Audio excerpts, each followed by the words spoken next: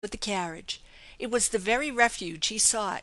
He placed her inside and gave the order for East Liberty Station, drawing a long breath of relief at being safely out of the station.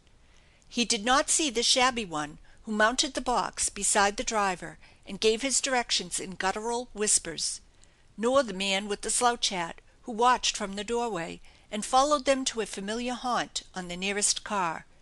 He only felt how good it was to be by themselves once more, where they could talk together without interruption. But conversation was not easy under the circumstances.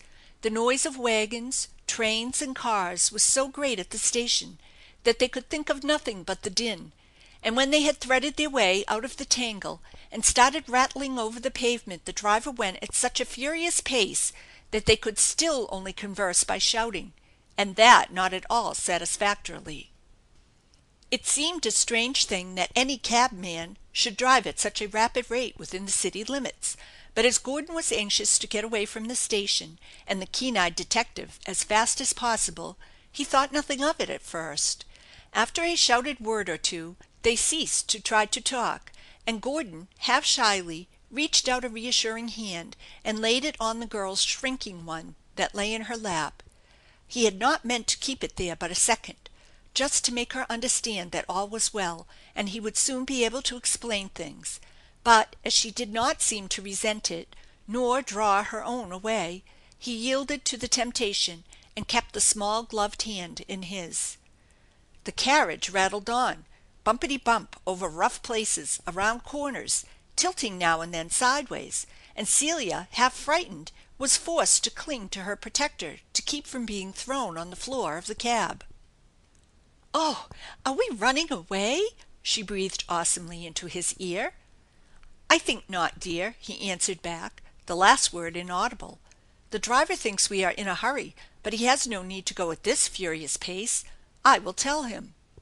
He leaned forward and tapped on the glass, but the driver paid no attention whatever, save perhaps to drive faster. Could it be that he had lost control of his horse and could not stop? Or hadn't he heard? Gordon tried again, and accompanied the knocking this time with a shout, but all to no purpose. The cab rattled steadily on. Gordon discovered now that there were two men on the box instead of one, and a sudden premonition sent a thrill of alarm through him.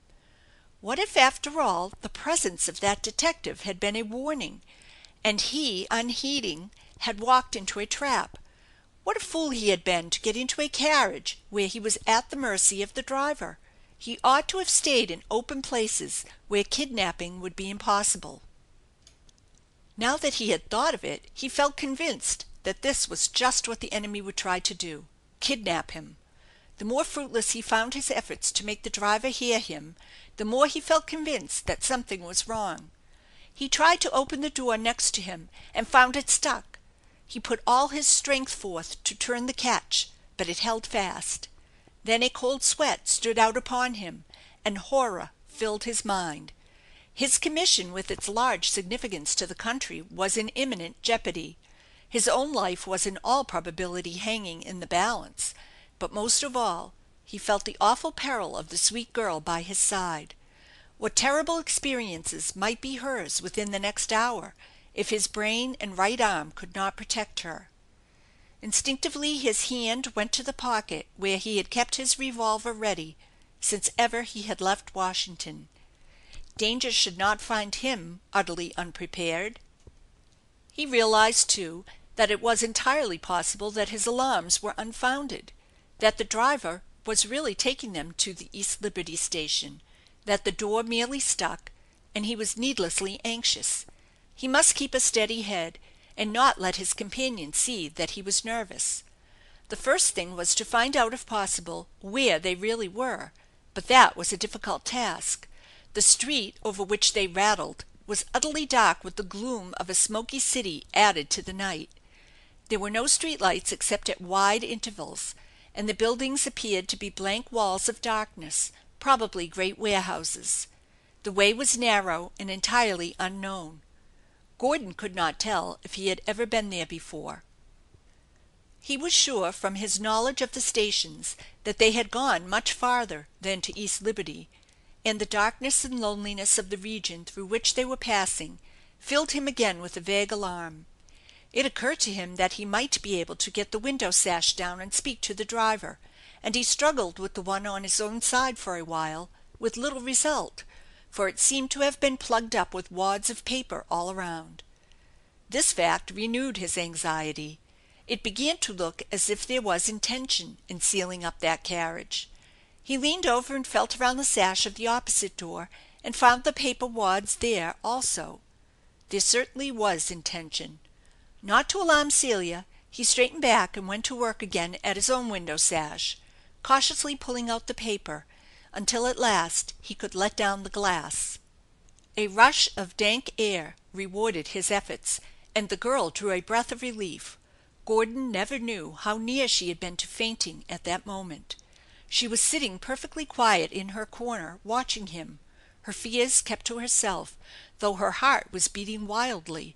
She was convinced that the horse was running away.